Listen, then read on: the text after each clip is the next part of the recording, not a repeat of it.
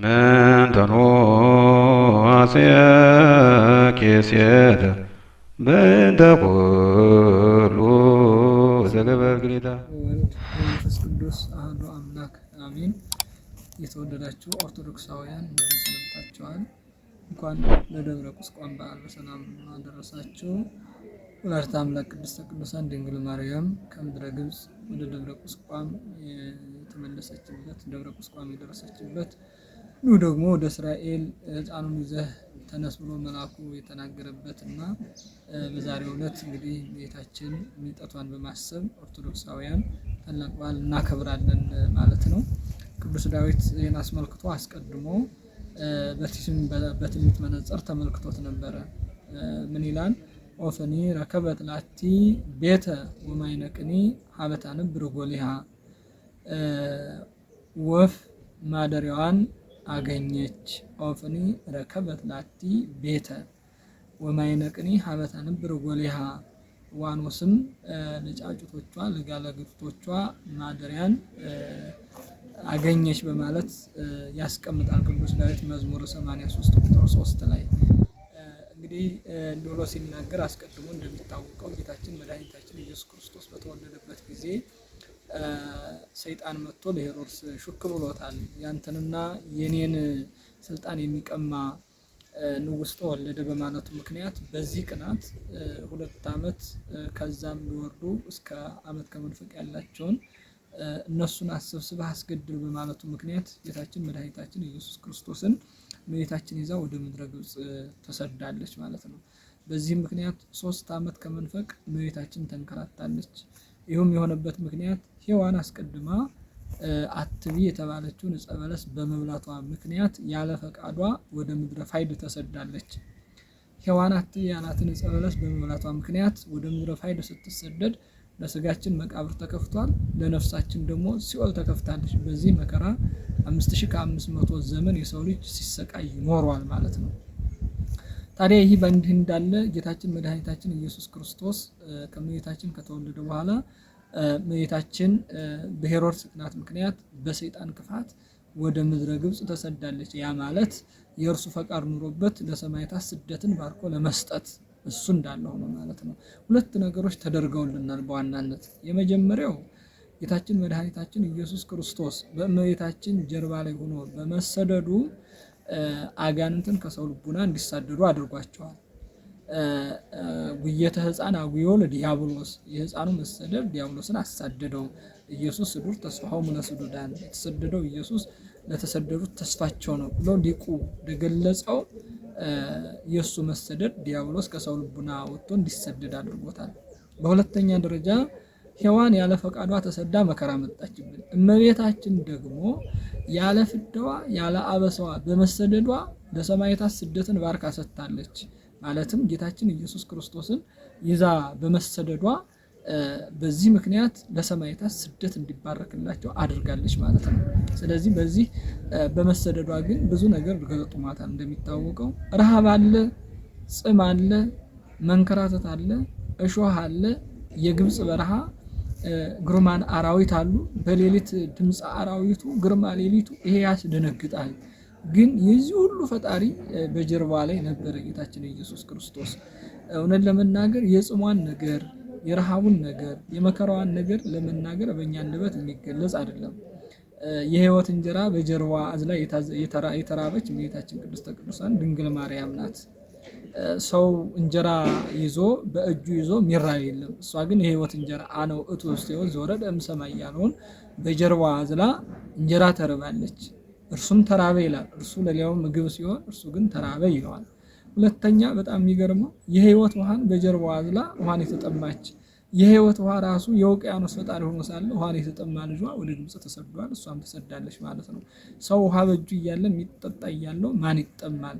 እነሱ ግን የሆነው ይሄ ነው። በእናትና በልጁ የተፈጸመው ይህ ነው። መለኮት ጓላ ሰው ጸማ ከመደዩ ዘይሰፍሮ በህብኑ ለማይ ባሄድ ሞቅ ብሎ ሊቁም የገለጸው ይሄ ነው። ውቅያኖስን በእጁ የሚሰፍራቸው እንዴት ውሃን ሊጠማ ይችላል? መለኮት እንዴት ውሃን ተጠማ? መለኮት ጓላ ሰው ጸማ ከመደቂ እንደ ሕፃናት ውሃን ተጠማ ብሎ ሊቁ በመገረም ይገልጸዋል። ስለዚህ መድኃኒታችን ኢየሱስ ክርስቶስ ወደ ግብፅ ሲሰደድ እሱ ማይወስ ሳለ እመቤታችን ግን ውሃን ተጠምታለች፣ እሱም ውሃ ተጠማ ይለዋል። ሶስተኛ ደረጃ ፀሐይ ጽድቅን በጀርባዋ አዝላ ጨለማ ያስደነገጣት እመቤታችን ናት።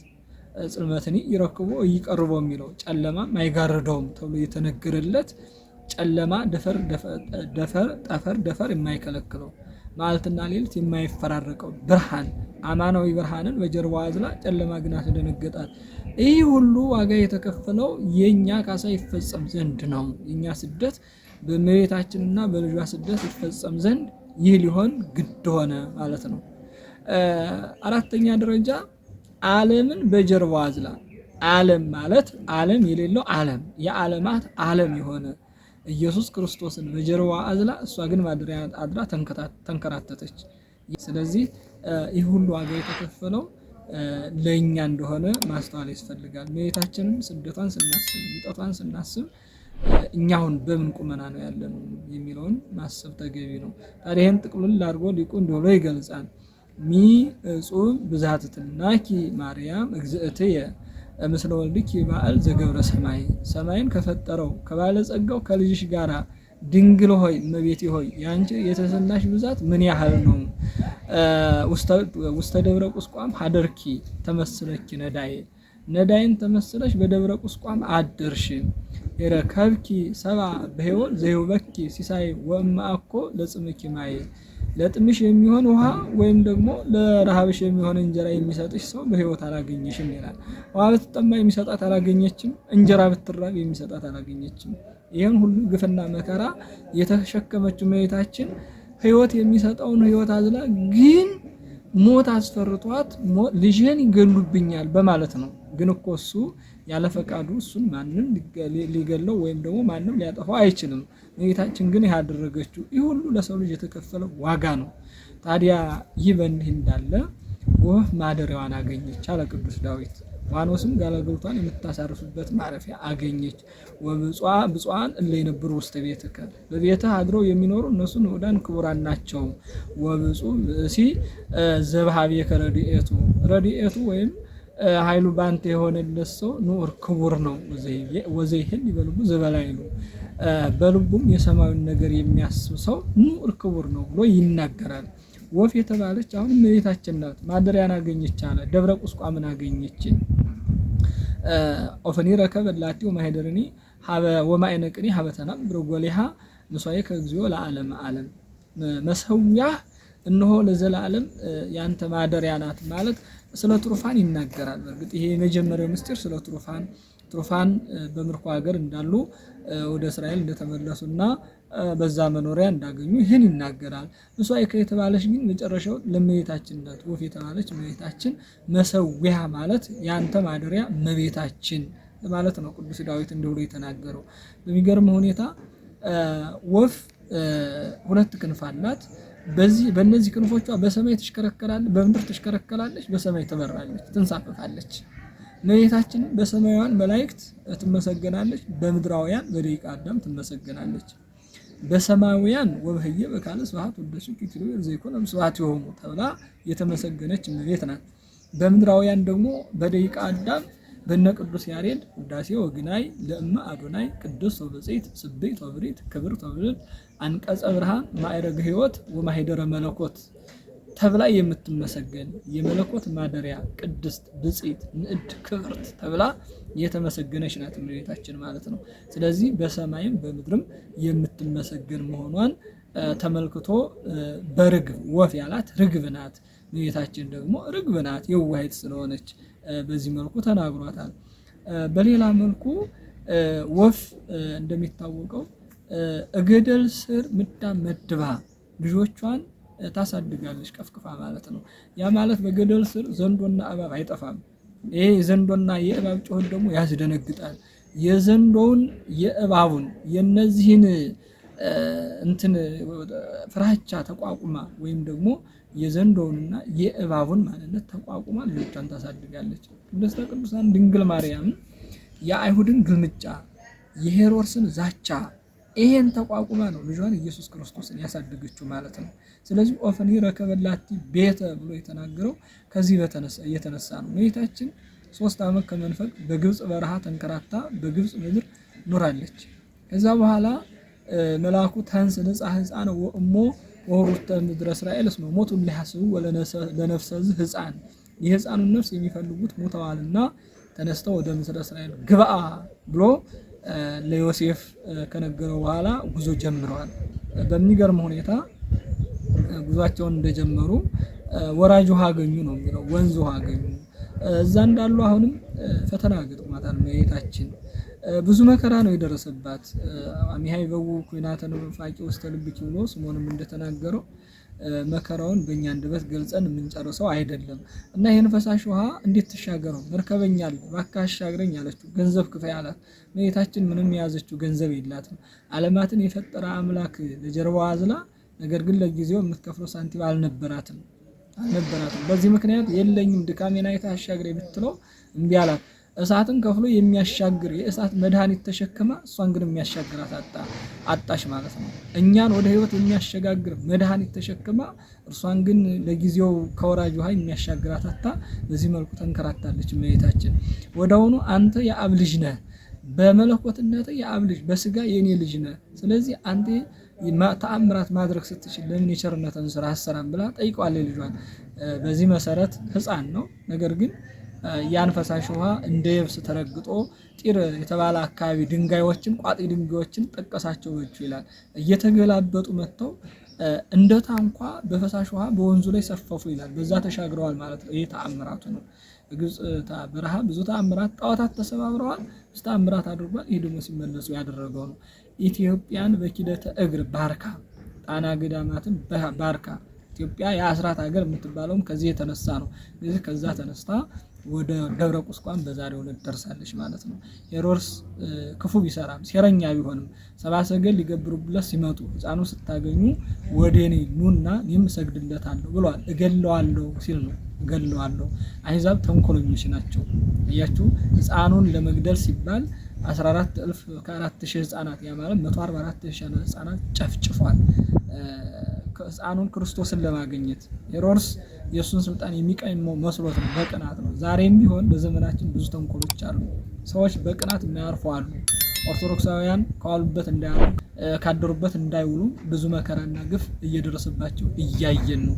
ያን ጊዜ በሄሮድስ ዘመን የተፈጸመው በእጥፍ ድርብ ሆኖ ዛሬ በኦርቶዶክሳውያን ላይ ይፈጸማል። ደማቸው እንደ ጎርፍ ይፈሳል። ለነሱ ዛሬ ማን ይናገር? በየሄዱበት የሚገደሉ ኦርቶዶክሳውያን ዛሬ ያን ጊዜ በልበ ሄሮድስ ያደረ ሰይጣን በልባቸው አድሮ ሄሮድስ ካደረገው በላይ እጥፍ ድርብ አድርገው እያደረጉትና ምድርን በግፍ እየሞሏት ነው ያለ። ታዲያ በዚህ ዘመን እኛ መንቃት ይጠበቅብናል። ዛሬ ለኦርቶዶክሳውያን የሚጮህ የለም። ዓለም አንድ ሆኖ ኦርቶዶክስን ይጠላታል። ለምን? እውነተኛው ሃይማኖት ስለሆነች ማለት ነው። ድንግል ማርያም ተንከራታለች። ሰማዕትነቱን ልንቀበል እንችላለን፣ ግን ዝም ብሎ ሞተ እውር መሞት ተገቢ አይደለም። ዘመኑን ማስተዋልና ወደፊት ከዚህ የበለጠ ምን አይነት መከራ ይገጥመናል ብለን ማሰብ ተገቢ ነው። ድንግል ማርያም ተንከራታ መጨረሻ ላይ ወደ ደብረ ቁስቋም ገባች። ማደሪያ የተባለች ደብረ ቁስቋምን አገኘ። በዛም ቃል ኪዳን ገባላት።